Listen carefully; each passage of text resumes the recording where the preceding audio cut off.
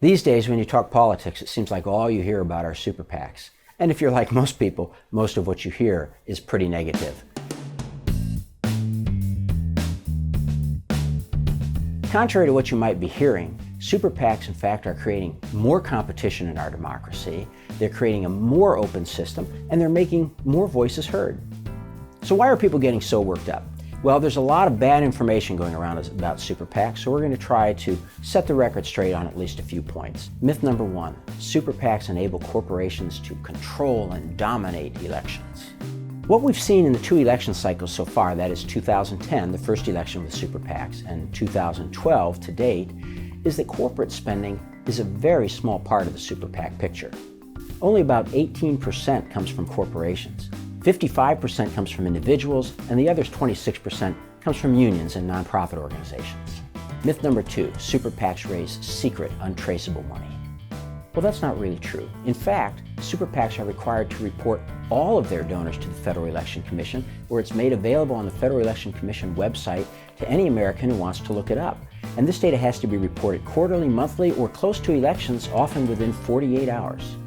The complaint of some who favor more regulation is that super PACs get some of their donations from 501c4 nonprofit organizations, and those nonprofits don't have to disclose their donors. But these nonprofit organizations make up only 5.6% of the money that's going to super PACs. And furthermore, if somebody gives the money to the nonprofit specifically to run political ads, then that donor will be reported to the Federal Election Commission. The third myth we often hear is that super PACs are ruining political discourse with negative attack ads. If you don't like negative ads, super PACs are not to blame. Negative ads have been part of American politics as long as we've had elections. But empirical data from the Wesleyan Media Project shows that negative ads are actually more common from candidates and political parties than they are from super PACs. Myth number four, super PACs benefit incumbents and the politically powerful. Super PACs, in fact, provide a check on incumbents. In 2010, 54 incumbents lost their races for Congress.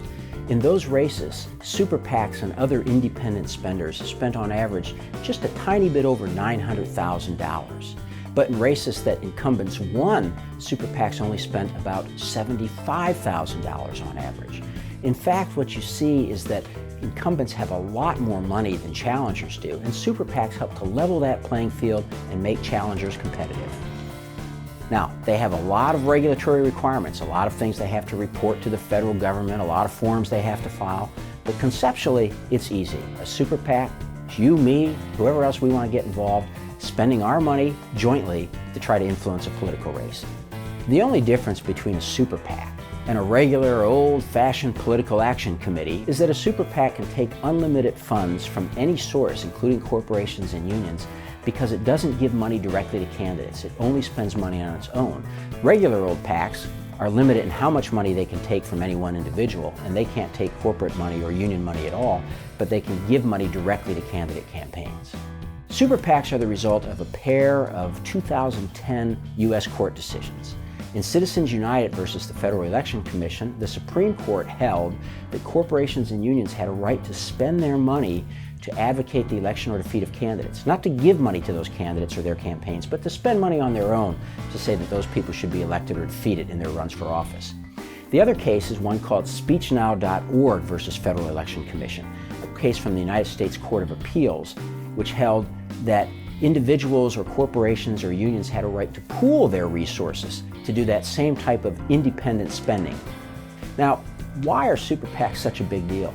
You know, the funny thing is that even prior to these two decisions, super PACs were allowed in a majority of the United States. 26 states allowed super PACs, allowed unlimited corporate spending.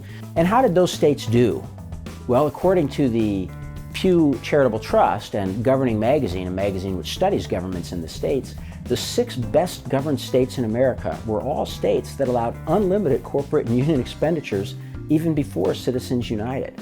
There's really not much reason to think that super PACs were detrimental to democracy in any of the states where they existed prior to Citizens United and speechnow.org. Far from being the death knell for democracy, super PACs have been a positive development.